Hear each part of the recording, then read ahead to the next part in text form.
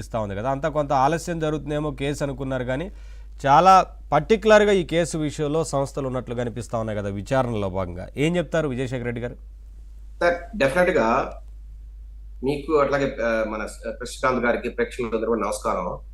Sir, ఈరోజు SIT దర్యాప్తు ఒకవైపు జరుగుతూ ఉంటే దీనికి ప్రధానమైన సూత్రధారు ఎవరు, దీంట్లో పాత్రధారులు ఎవరెవరు అనేది ఇప్పటికే సిట్ దర్యాప్తులో ఒక రకంగా ఫైనలైజేషన్ చేస్తూ ఉంటే, ఇంకొక పక్క ఈడీ ఎన్ఫోర్స్మెంట్ డైరెక్టరేట్ ఎంటర్ అయ్యి ఒక 1000 కోట్ల వరకు దీంట్లో ట్రయల్ ఏదైతే మనీ ట్రయల్ ఏదైతే వాళ్ళు చేశారో దాన్ని పూర్తిగా తమ దర్యాప్తులో తేల్చి ఆ రకంగా 440 కోట్లు ఆల్రెడీ దాంట్లో అటాచ్మెంట్ కూడా చేసిన పరిస్థితి.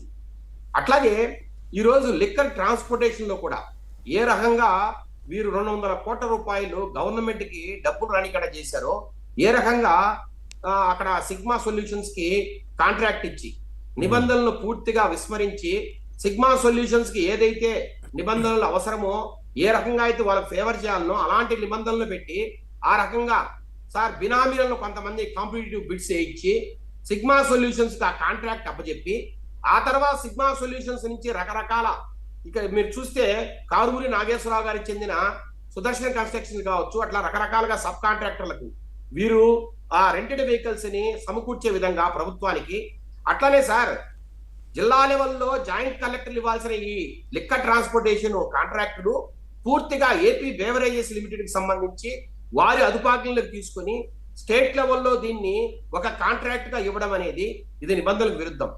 అయినా ఏపీ బేవరేజెస్ లిమిటెడ్ ద్వారా ఈ కాంట్రాక్ట్ ను సిగ్మా సొల్యూషన్స్ కి ఇచ్చి, అట్లాగే సార్ 13 రూపాయలు ఒక కేసుకు ట్రాన్స్పోర్టేషన్ గా ఒకప్పుడు 2019 ముందు నిర్ధారించిన ధరని 39 రూపాయలకు పెంచి ఆ రకంగా సార్ 200 కోట్ల రూపాయలు, ఆ రేటు డిఫరెన్సే 200 కోట్ల రూపాయలు అక్రమంగా సంపాదించిన పరిస్థితి మనం చూస్తున్నాం.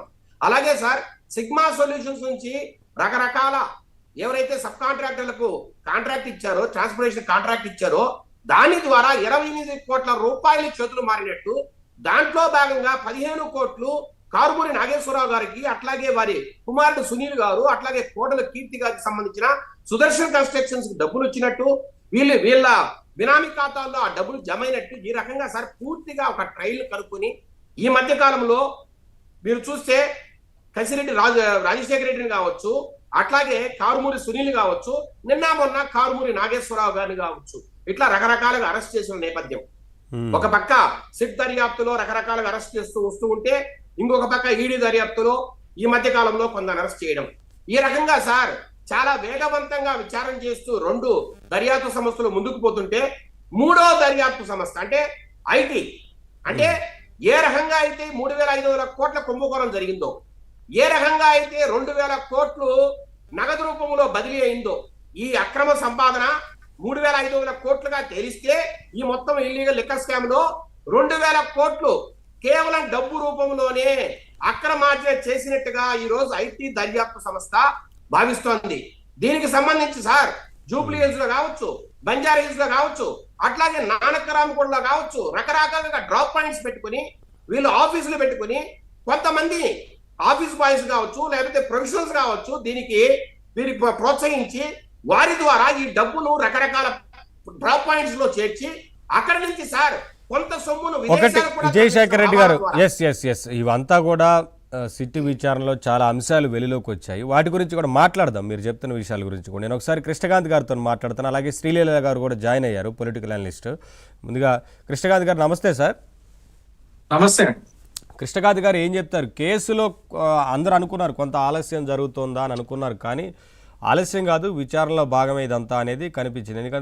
ఎందుకంటే ఒక స్ట్రాటజిక్గా వెళ్తున్నారు ముందుకు అనేది కనిపిస్తోంది. చాలా క్లియర్గా అక్కడ సిటీ విచారణ జరుగుతోంది, ఈడీ ఎంటర్ అయింది, ఐటీ శాఖ కూడా దృష్టి పెట్టింది అనేది కనిపిస్తూ ఉంది. కాబట్టి వీరి లావాదేవీలపైన కూడా పూర్తి స్థాయిలో ఒక విచారణ అయితే జరుగుతూ ఉంది కదా. ఏం చెప్తారు, కేసు నెక్స్ట్ స్టెప్ ఎలా ఉంటుంది అనే దానిపైన? సార్, నవీన్ గారు, ముందుగా ఏబిఎన్ వీక్షకులకి మీకు విజయ్